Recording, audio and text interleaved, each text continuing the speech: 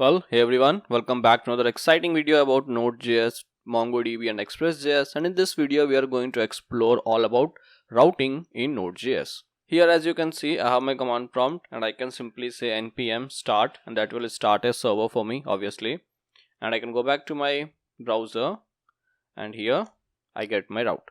Now the first thing that we want to talk about in routing is how to handle different routes, which I've already talked a lot. So here I have app.get/contact that will accept a get request on /contact route. I can say something like app.get and slash login. This will accept a login a slash get request on login route.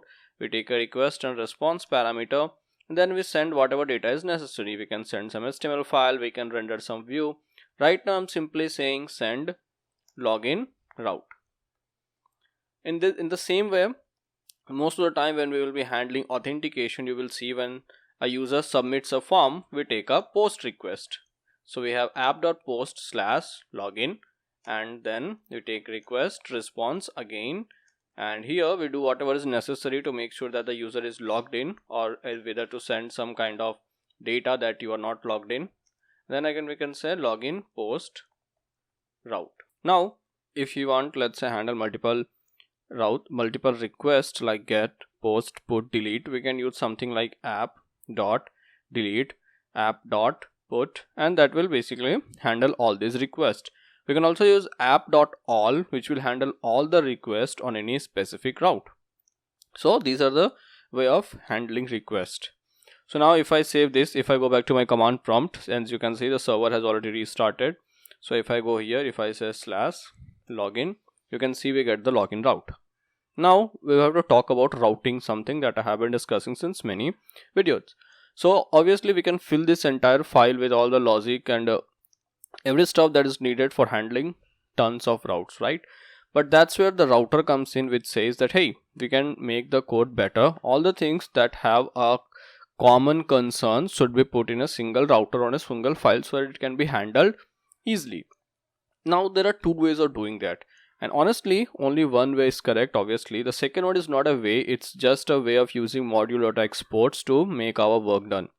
So let's see first of all how that works. So I just go here, let's say I create a new file. I'll name that as auth.js. What this auth.js does is that it handles all the auth routes. Now here sometimes I've seen what people do is that they use module.exports, and here in this function they take app as a parameter, and then here they can do something like app.get, and then we have /login, and this is a login route. So here we can say something like request and response, and then we have to send back data. So I'm saying res.send. So here we have app.get/login done. Now here I will just go, I'll comment both of them, and then all that I'm saying is that I want to require a file. That particular file is at ./auth.js. We can omit the .js part here, and then here I have to pass this app as a parameter, and now this file will run. So if you go back to our terminal, there is no error. If you go back to a browser, now again if I say /login, you get this Jant from login route thing, which I have posted here. So we have from login route, but this is not the correct way of doing so. The actual concept of router is not just to separate the code concern, it also gives us a lot more benefit. Like you can use middlewares or set static routes for any particular router only. So let's see how does that work. So I will just first remove this auth.js. Let's delete this thing. Now let's say that all my routes which are concerned with authentication, like /login, like login, sign up, verify account, let's say forget password and all, anything as such, let's say I put them in a single route. So I'm just creating a new file, route.js, and here in the auth route.js I have to handle all the routes that are related to authentication. So I say something like const express.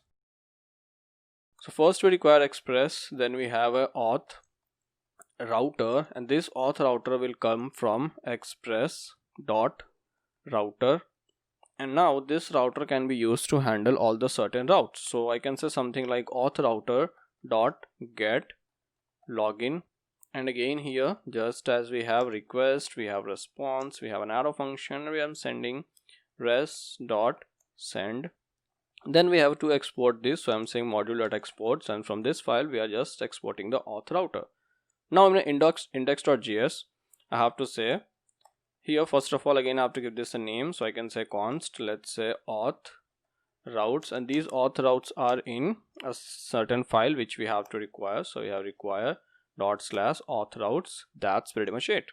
And now I can say my app to use something like this auth routes. Now obviously we know that use is used to put a middleware, so I have to say on which routes I want to use this particular middleware. I'm saying / that's in the home route, use this particular auth router. What basically happens is that anything that is from this home route can be handled by this auth router. So if we save this, if we go to our command prompt, and okay, we have an error that auth router is not defined. So I will copy this and I will paste this. I will save this. Let's go back to our browser. Let's hit enter and we get login from router. That's pretty much okay. But I can also omit this / and now this is again an app level middleware thing, but it's a router. So if I go back, if I say /login again, I get the same response. That's pretty much okay.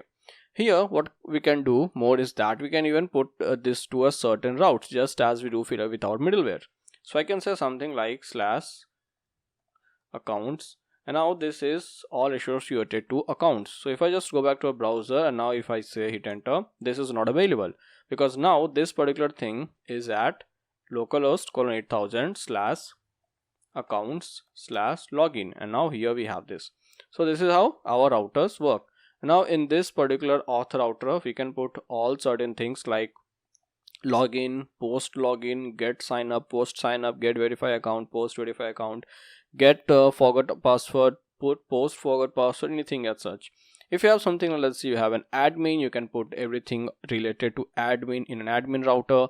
That admin router can have its own middleware, that can have its own body parsers, that can have its own static routes and all. For example, if I say something like auth router dot use, now this use has its own middleware. So here we have a request, we have a response, we have a next, and then an arrow function. I'm saying console dot auth router middleware. I know the middle spelling is wrong, but let's see. We have the next. Let's save.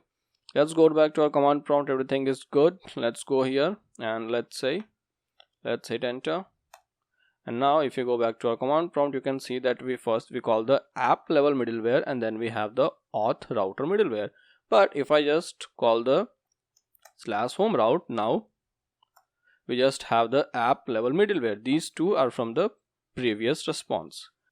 So yeah, that's pretty much about routing in this particular video. I hope in the next video we'll talk about serving a static files using our Node.js. And I know things might not make very much sense as of now because obviously we're just accepting data, sending out. But again, later when we will actually make projects, and you will see how this router can be used, how we can put them in a controller and we can use the MVC pattern. But we'll talk more about Express.js, static files, and body parsers, handling get parameters and URL parameters in next upcoming videos.